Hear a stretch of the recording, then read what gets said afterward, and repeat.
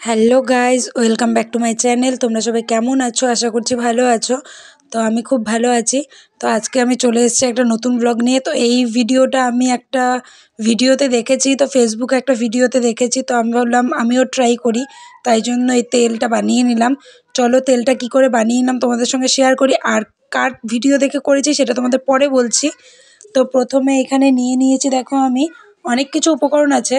তার মধ্যে দেখো নিয়ে নিয়েছি জবা ফুল। তো আমার কাছে বেশি জবা ফুল ছিল তাই বেশিই নিয়েছি।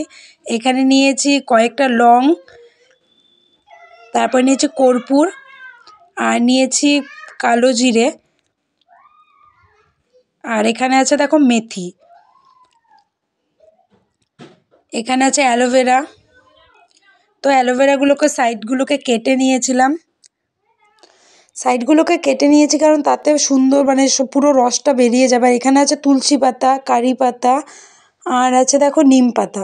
তো আমি একটু বেশি পরিমাণে নিয়েছি যেহেতু আমার তেলটা বেশি। দেখো বড় তেল নিয়েছি, বড় তেলের কৌটো নিয়েছি। তো কারণ অনেকটা তেল আছে ওই জন্য আমি বেশি পরিমাণেই নিয়েছি সব কিছু। এবার একটা ফাঁকা কড়াই গ্যাসে বসিয়ে দিয়েছি। এবার দেখো কিছু দিইনি, এমনি মেথিটাকে শুকনো খোলায় ভেজে নিচ্ছি, মানে শুকনো করে ভেজে নিচ্ছি। তো গরম করে নাড়াচাড়া করে নিচ্ছে, হালকা করে ভেজে নেব। তো ভাজা ভাজা হয়ে গেছে, এবার এটাকে নামিয়ে নেব। এবার একইভাবে আমি শুকনো খোলায় কালো জিরেটাকেও ভেজে নেব। ভেজে নেব বলতে নাড়াচাড়া করে নেব। তো হয়ে গেলে এটাকেও নামিয়ে নেব। তো এবার এই দুটোকে পেস্ট করে নেব, কালো জিরা আর মেথিটাকে পেস্ট করে নেব। তো এই দেখো আমার মেথিটা পেস্ট করা হয়ে গেছে। তো আমি শিলনোড়ায় বেটে নিয়েছি। তো তোমরা যেভাবে খুশি করতে পারো গুঁড়ো। তো এখানে মেথি কালো জিরে দুটোই আমি গুঁড়ো করে নিয়েছি। এবার কড়াইতে দিয়ে দেব লবঙ্গ। তো আমি 5-6টার মতো লবঙ্গ নিয়েছি।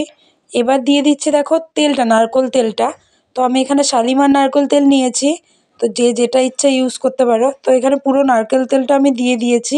এবার এতে দিয়ে দিচ্ছি দেখো কারি পাতাগুলো। তেলটা আমার হালকা গরম হয়ে গেছে, কারি পাতাগুলো দিয়েছি, দেখো কি সুন্দর ফুটছে। তো কারি পাতা দেওয়ার পরে আমি দিচ্ছি নিম পাতা। নিম পাতাটা দেখো দেওয়া হয়ে গেছে।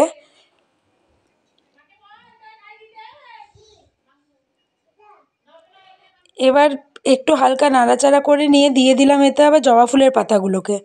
তো জবা ফুলের পাতা দুটোই নিয়েছি।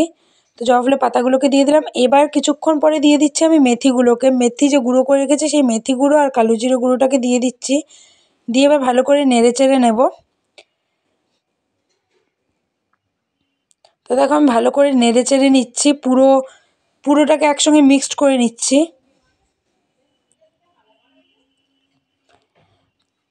তো এবার এতে দিয়ে দিচ্ছি তুলসী পাতাগুলোকে। তো এগুলো ঘরোয়া টোটকা, এগুলো শুনেছি খুব ভালো। তো আমিও নেটে সার্চ করে দেখেছি, সত্যি এগুলো খুব ভালো, আমাদের স্কিনের পক্ষেও ভালো, চুলের পক্ষেও খুব ভালো। তো আমি বললাম যে আমার খুশকি হচ্ছে আর চুলও প্রচুর পড়ছে, তো আমিও এই তেলটা বানিয়ে নিই, তাই বানিয়ে নিলাম।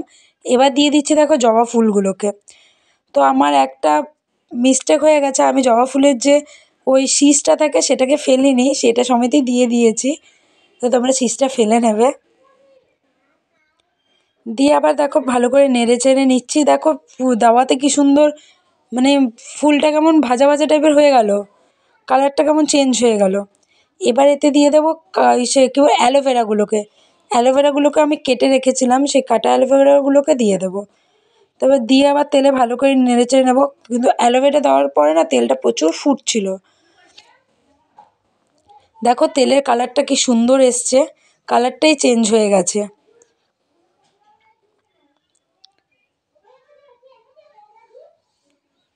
কালারটা পুরো চেঞ্জ হয়ে এসছে আর গন্ধটা এত সুন্দর এসছে। এবারে এতে দিয়ে দিচ্ছি কর্পূর। তো আমি পুরো কর্পূরটা দিইনি, হাফ কর্পূর দিয়েছি। তো দেওয়ার পরে আমি এবার এটাকে ছেঁকে নেব। তো আমি একটা নিহারের বোতলে ভরে নিয়েছি। তো এই ভিডিওটা আমি দেখেছি মহুয়াস কথা। তো মহুয়াদির থেকে এই তেলের ভিডিওটা দেখে তাই মানে আমিও বানাই। তো বানিয়ে ইউজ করে দেখছি, সত্যিই খুব ভালো, তোমরা চাইলে ইউজ করতে পারো। তো আজকের ভিডিওটা আমি এখানেই শেষ করছি। ভালো লেগে থাকলে অবশ্যই লাইক কমেন্ট শেয়ার করবে। Tata, bye bye.